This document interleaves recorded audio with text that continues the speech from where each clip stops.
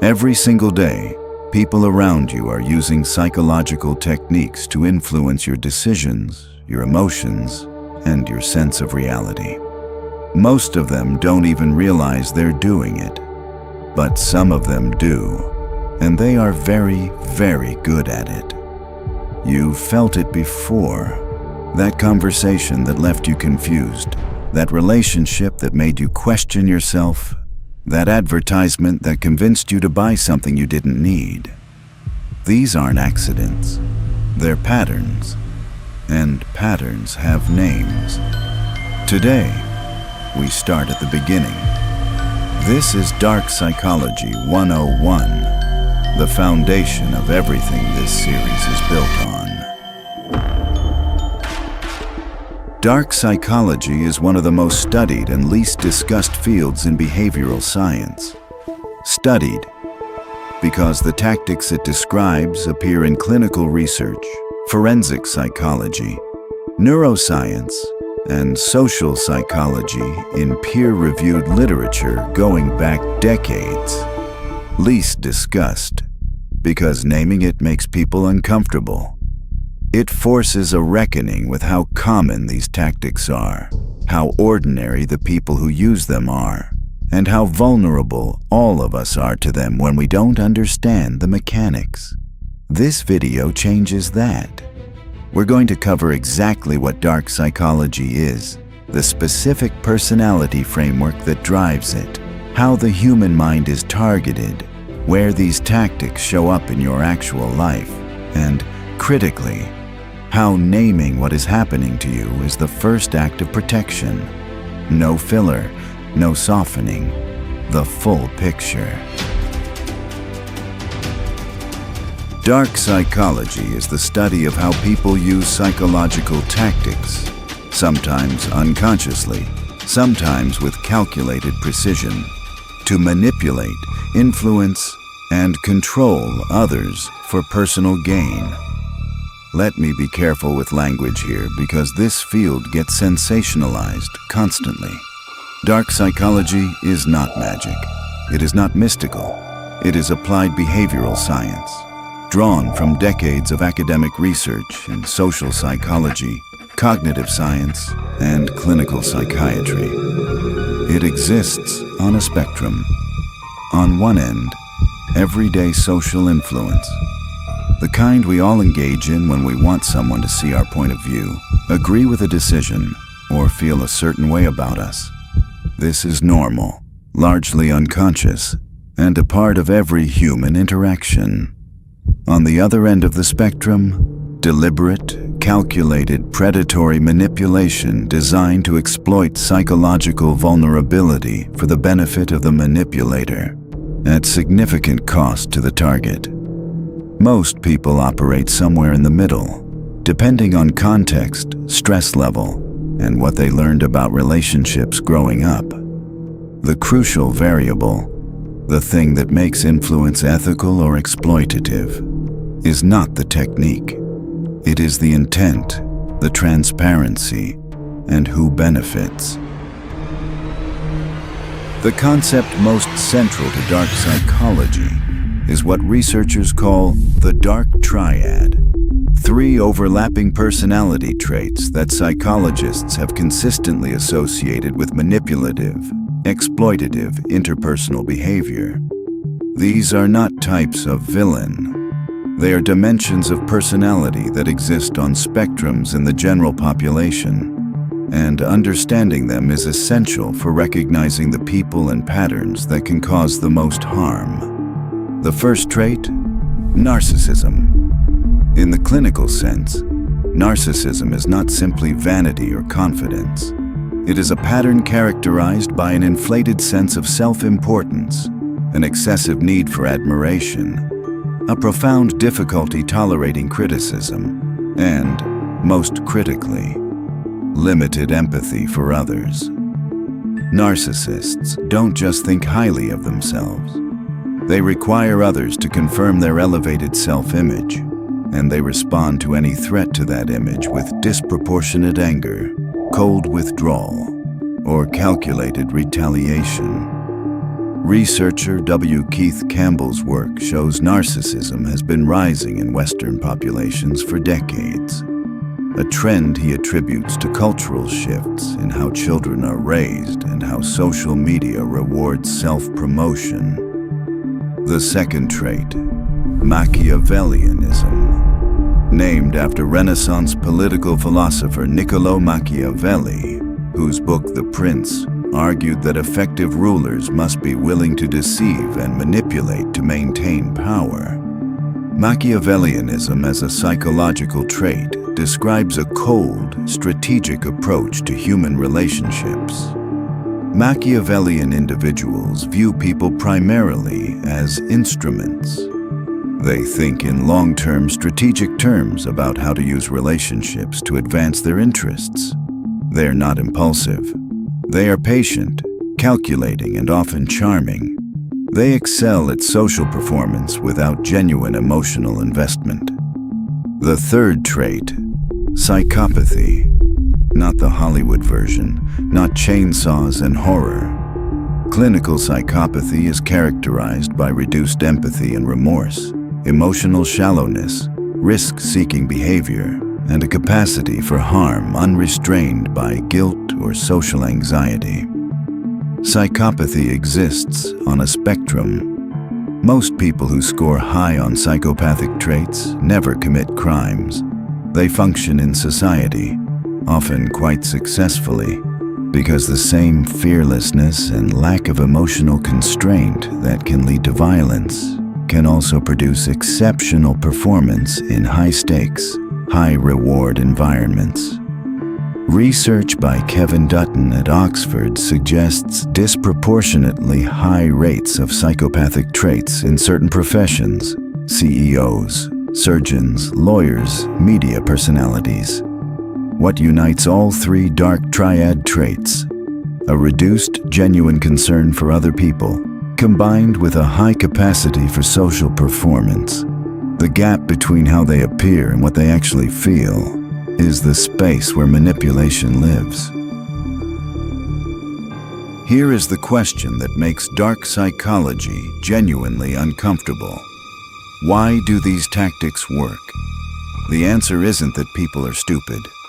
In fact, research consistently shows that intelligent, compassionate, highly capable people are often the most targeted and the most susceptible to certain forms of manipulation. The answer is that manipulation doesn't attack your intellect.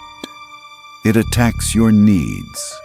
Psychologist Abraham Maslow gave us the hierarchy of needs, the framework for understanding that human motivation is organized around a layered set of drives: survival, safety, belonging, esteem, and self-actualization. Dark psychological tactics target these same fundamental needs. Not your reasoning, your longing. A manipulator doesn't convince you logically. They make you feel seen, or terrified, or needed, or ashamed. They activate emotional states that bypass rational evaluation entirely. This is what cognitive scientists call System 1 thinking, the fast, automatic, emotional processing mode of the brain that detects threat, that craves belonging, that registers shame before the rational mind has time to intervene. System 1 is extraordinarily powerful, extremely fast, and specifically vulnerable to manipulation because it doesn't evaluate, it reacts. System 2 is the slow, analytical, deliberate thinking mode. Manipulation works precisely because it catches System 1 before System 2 can intervene. The goal of psychological literacy is to create the conditions under which System 2 gets involved before damage is done. Let's make this concrete. Dark psychology isn't abstract. It shows up in specific situations that many people have already experienced and didn't have the language to identify at the time. Here are the domains where it operates most powerfully. In intimate relationships, This is where dark psychology is most devastating because intimacy requires vulnerability. You share your fears, your history, your deepest needs. In a healthy relationship, that vulnerability is honored. In a manipulative one, it becomes a map of exactly where to apply pressure. Gaslighting, love bombing, intermittent reinforcement, isolation. All of these tactics are far more effective within close relationships because trust has been established first. The manipulation is hidden inside something that looks like love. In the workplace, office politics, toxic leadership, and workplace manipulation are among the most documented applications of dark psychological principles. Employees who are overworked and fear job loss are highly susceptible to exploitation. Managers with high Dark Triad traits frequently create environments of fear, competition, and confusion that keep subordinates compliant and dependent. In marketing and media, we'll dedicate an entire episode to this, but the short version is that the multi-billion-dollar advertising industry employs full-time behavioral scientists whose explicit job is to identify and exploit cognitive vulnerabilities to drive purchasing decisions. This is not conspiracy. It is documented, publicly available business practice. In political persuasion, propaganda, polarization, and political manipulation have existed since the first organized human society. In the digital era, the scale and sophistication of these operations has reached levels that would have been technically impossible 20 years ago. Online. The internet has created entirely new arenas for manipulation. From social engineering attacks that use psychological principles to extract sensitive information, to influence operations that shape public opinion at scale. One of the most important things to understand about the Dark Triad is that you don't need to encounter a clinical extreme to experience its effects. Subclinical narcissism, the kind that doesn't meet diagnostic criteria but still significantly impacts everyone around the person, is common. Most people have worked for or been related to someone with high narcissistic traits. The patterns are recognizable even when they're not extreme. Watch for these behavioral signatures. People who consistently redirect conversations back to themselves. People who respond to your achievements with dismissal or one-upmanship. People who require constant admiration and become subtly punishing when they don't receive it. People who lack genuine curiosity about the interior lives of others, who ask how you're doing as a social script, not as a real question. Machiavellian individuals are recognizable by a different signature, a habit of strategic friendliness that intensifies before a request, an unusual interest in knowing your vulnerabilities, framed as intimacy. Consistency between public performance and private behavior is low. They are different people in different rooms. High psychopathic traits present as unusual fearlessness, emotional flatness in response to others' distress, and a pattern of broken promises and commitments without genuine remorse. None of these are diagnoses. They are patterns worth noticing. You might be wondering, is learning this dangerous? Does knowing how manipulation works make you more manipulative? Here's the direct answer, no. And here's why. People with harmful intentions already use these tactics. They didn't learn them from a YouTube video. They absorbed them from their own psychology, from dysfunctional environments, from trial and error in relationships. The knowledge is already in use. You not knowing about these tactics doesn't protect you from them. It leaves you defenseless against them. Understanding dark psychology is analogous to studying how diseases spread. The goal isn't to spread infection. It's to build immunity. Immunization requires exposure to the thing you're being protected against. There's also a deeper reason this matters. The single most consistent finding across all research on psychological manipulation is this. The moment a person can name what is happening to them, the tactic loses most of its power. Gaslighting works because the victim doesn't have a name for the experience of having their reality systematically denied.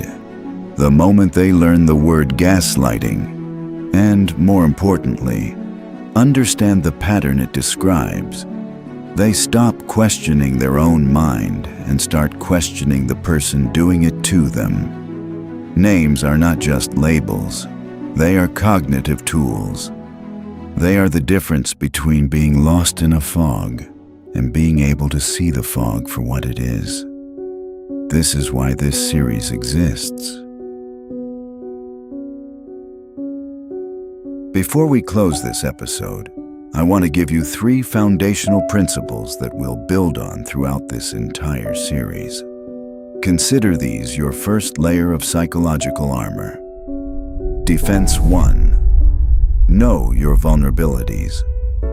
Every manipulation tactic in dark psychology targets a specific human need: approval, safety, belonging, significance, the need to be right, the fear of loss, the fear of abandonment. The more precisely you know which of these needs is your most activated, your most tender, the more you can anticipate when someone is targeting it. You cannot defend a blind spot. You can only defend what you can see. Spend time with this question: what do I most need from other people? What fear, when triggered, makes me act without thinking? The answers will be among the most valuable psychological data you ever collect about yourself. Defense 2. Watch patterns, not incidents. Manipulation rarely announces itself in a single interaction. It reveals itself over time, through repetition. A person who misremembers something once is having a bad day. A person who consistently misremembers things in ways that always seem to work against you is engaging in a pattern. Train yourself to evaluate relationships over time horizons rather than single interactions. What direction is this relationship moving? Am I becoming more or less myself within it? Does this person's behavior toward me match their words consistently, or only when it's convenient? Defense 3.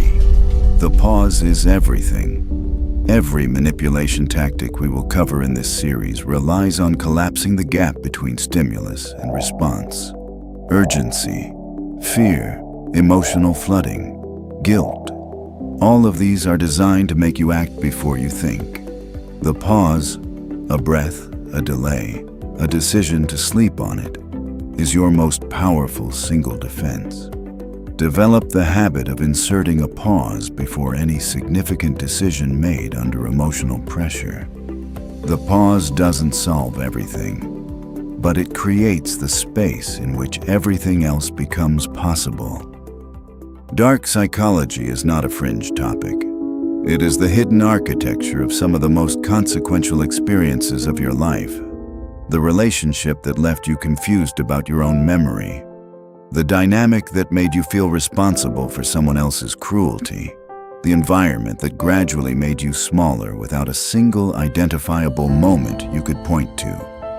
These things have names, they have mechanisms, they have patterns that can be recognized, interrupted, and protected against.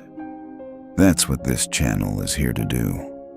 Not to make you paranoid, not to make you suspicious of everyone, but to give you the language and the framework that turns confusion into clarity. Because clarity is where protection begins. If this gave you something, a word for something you felt, a framework for something you've lived through, share it with someone who needs it.